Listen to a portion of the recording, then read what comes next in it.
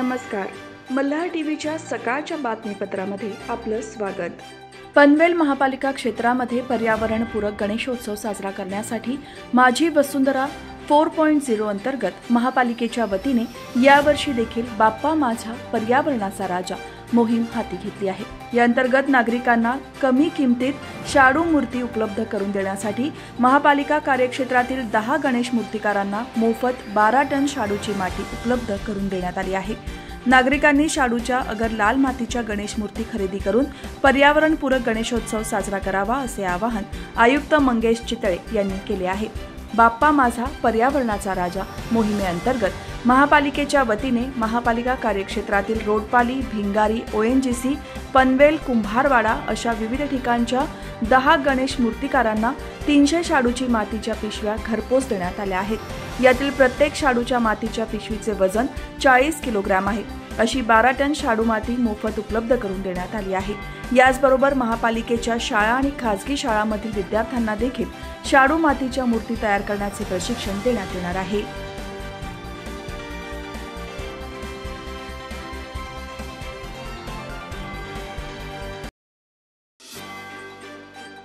निसर्गाने नटलेली आणि ट्रेकर्स पर्यटकांनी प्रसिद्ध केलेली इर्शाळवाडी 19 जुलै 2023च्या रात्री काळाच्या पडद्याआड गेली आणि तब्बल 84 जणांचा मृत्यू झाला. या दुर्घटनेला शुक्रवारी 1 वर्ष पूर्ण होत आहे. या निमित्ताने येथील स्मृती जाग्या झाल्या आहेत.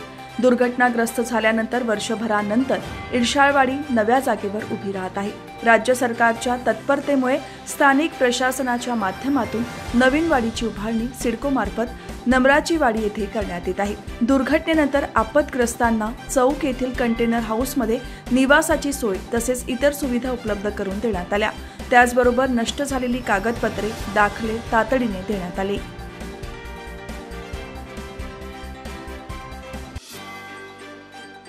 समुद्रातून डिझेलची तस्करी करणारी टोळी रायगड पोलिसांच्या स्थानिक गुन्हे शाखेने जेरबंद केली आहे. या प्रकरणात एकूण 4 आरोपींना अटक करण्यात आली असून त्यांच्याकडून 33,000 लिटर डिझेल, 1 ट्रॉलरसह एकूण 36,40,000 रुपये किमतीचा मुद्देमाल जप्त करण्यात आला आहे. गणेश काशीनाथ कोळी, विनायक नारायण कोळी, गजानन आत्माराम कोळी आणि मुकेश खबरदात निषाद अशी अटक करण्यात आलेल्या आरोपींची नावे आहेत.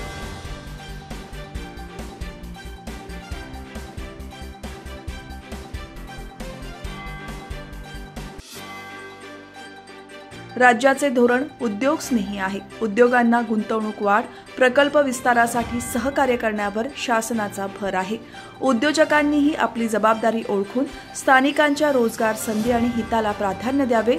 रायगड जिल्ह्यातील उद्योजकांच्या अडचणी सोडवण्यासाठी राज्य शासन कटिबद्ध असून राज्य शासनामार्फत संपूर्ण सहकार्य देण्यात येईल असे प्रतिपादन उद्योगमंत्री तथा रायगड जिल्ह्याचे पालकमंत्री उदय सामंत यांनी अलिबागमध्ये केले.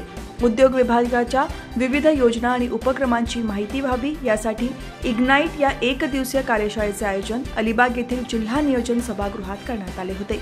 या कार्यशाळेला राज्याचे उद्योग मंत्री तथा रायगडचे पालकमंत्री उदय सामंत दूरदृश्य प्रणालीद्वारे उपस्थित होते.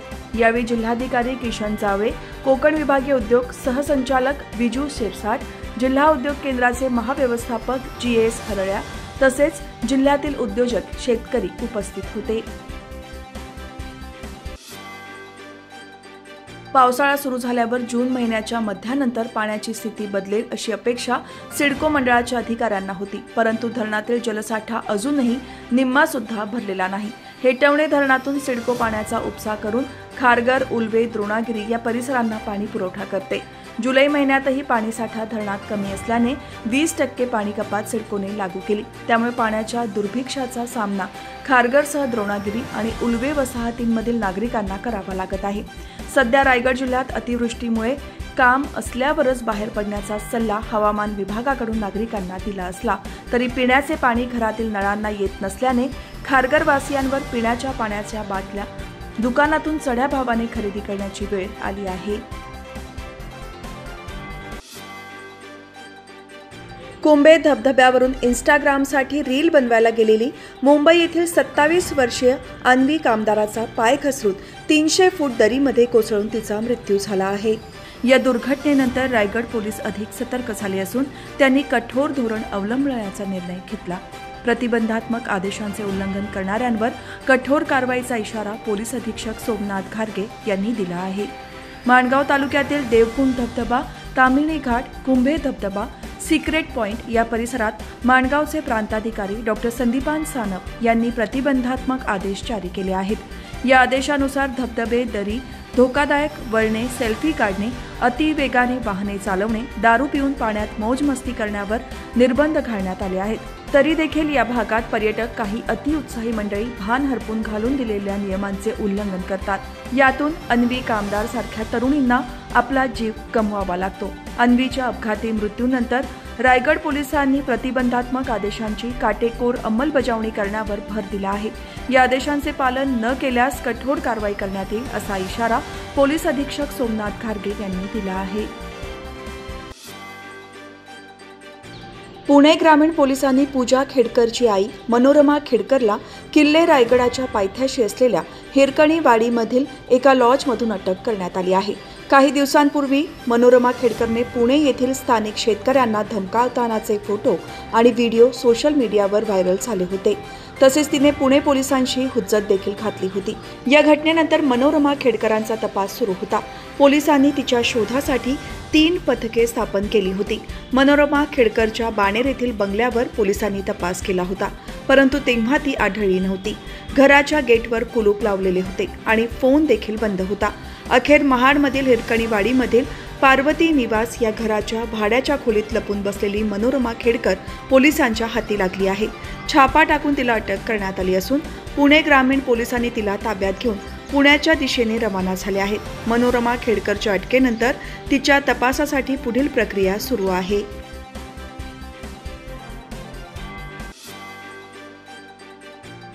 रायगड जिल्ह्यात पावसाचा जोर वाढला आहे। पेण, अलिबाग, पनवेल, उरण, खालापूर, कर्जत तालुक्यात पावसाचा जोरदार सरी कोसळत आहेत।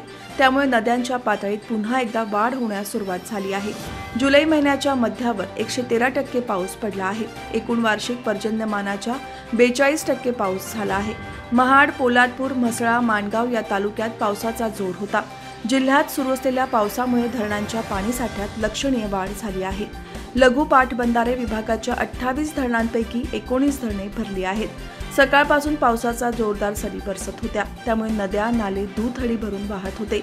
सखल भागात पाणी साचणे, वृक्ष उन्मळून पडणे, वीज पुरवठा खंडित होणे यासारख्या घटना घडल्या।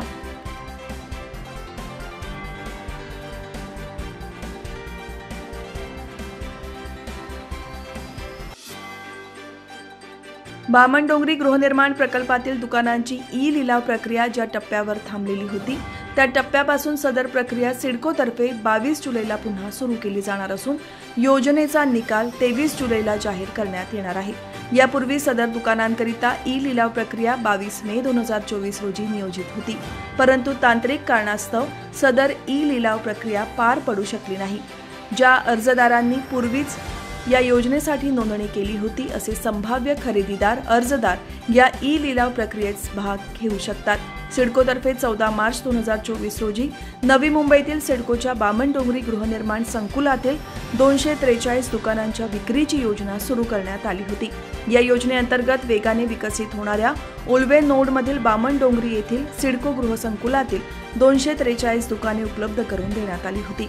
रेल्वे, रस्ते, अटल सेतू याद्वारे उत्तम कनेक्टिव्हिटी लाभलेल्या उल्वे नोडमध्ये सिडकोतर्फे नवी मुंबई आंतरराष्ट्रीय विमानतळ प्रकल्प साकारण्यात येत आहे।